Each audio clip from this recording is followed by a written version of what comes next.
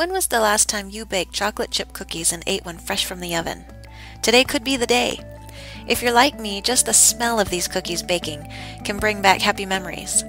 We're going to use the Nestle Toll House chocolate chip cookie recipe that's still printed on their bag of chocolate chips and has been in existence since the 1930s. Let's gather the 9 ingredients.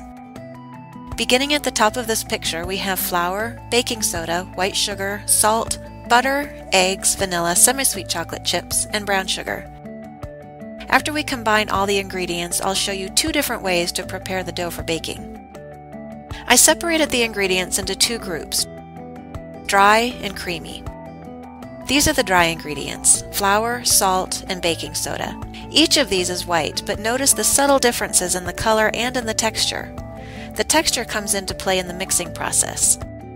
I'll tell you what I mean in just a minute. Here we have the creamy ingredients: brown and white sugar, butter at room temperature, vanilla, and 2 eggs. As far as using real versus imitation vanilla, I've never noticed a difference in the final cookie taste, but I love the smell of real vanilla. I do remember the first time I tasted vanilla. It smells so sweet. I've never known anything to taste that contrary to the way it smells. Next, gather the equipment you need to make the dough. Here we have mixing bowls, a mixing spoon, measuring spoons, and 3 different sizes of measuring cups. When you use clear bowls and measuring cups, you can see the colors while each ingredient stands alone, then watch the transformation as they all come together. Pretty soon you'll have about 60 cookies. Begin by mixing the dry ingredients in the smaller of the 2 bowls. Stir the ingredients together so the flour is fluffy and there are no lumps of baking soda or little piles of salt hidden in the flour. This is my favorite part of the dough. In the bigger of your 2 bowls, combine the butter, sugars, vanilla, and eggs. The best way to prepare the butter for this step is to let it sit at room temperature for about an hour before you use it so it's soft. I have had to microwave the butter. It works, but it's tricky to avoid making liquid butter, which just doesn't have the right consistency. Now, slowly pour the dry mixed ingredients into the creamy. In 3 different rounds, add dry ingredients, stop and mix everything together, then add more of the dry ingredients and mix. It's really tempting to pour all of the dry into the creamy at once, thinking it'll be quicker, but it actually takes longer to stir, so you end up spending more time without the best results. When you finish stirring, the mixture will be thick and doughy with no lumps. It takes about 50 strokes to get the batter to this consistency. It's important that it's smooth so the cookies will have a smooth texture and taste once they're baked. The final and superstar ingredient is chocolate chips.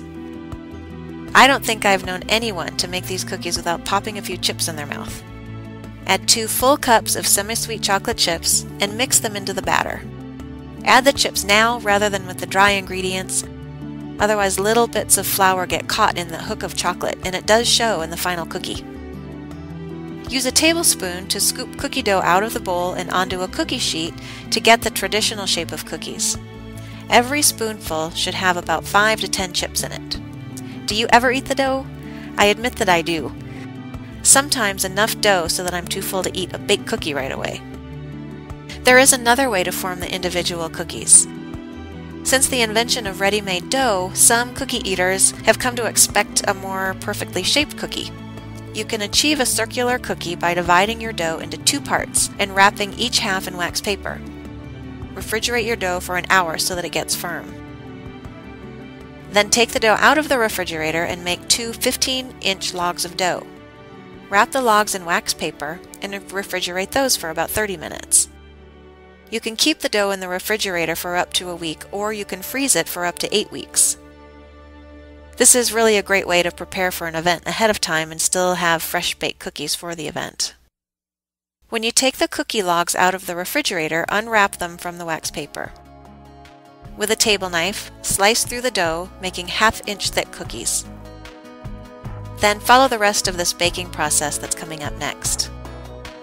Whether you use the traditional spoonful scoops or the more recent refrigerated dough method, leave about 3 inches between each cookie to help them from melting into each other. Preheat the oven to 375 degrees.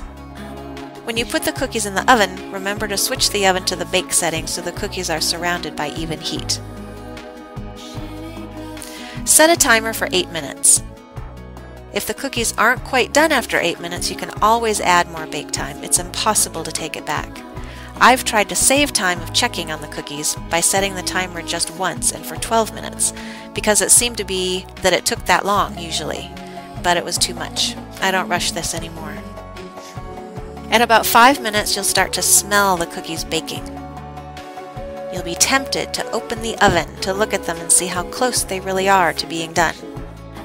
But resist, or get an oven with a glass door. The timing gets skewed if you open and close the oven too many times. Cookies are done when they look golden brown. Use a spatula to remove the cookies from the cookie sheet right away and place them on wire cooling racks. Leaving them on a hot cookie sheet will make the cookies continue baking, and they can burn on the bottom and get too dry. Use a wide spatula, one that can hold the entire cookie so that it helps retain the shape. Cool the cookies completely on the wire racks. But really, have you ever been able to do that? You'll notice that the cookies are still soft, the smell is intense and sweet, and you can see that the chocolate is creamy in the dough. Now they're ready to eat. Pour an ice-cold glass of milk, place your cookies on a plate, and take it all in. Enjoy the smell, the heat coming from the oven, the moist dough, and the smooth melted chocolate. Okay, take a bite. When will you eat your next chocolate chip cookie?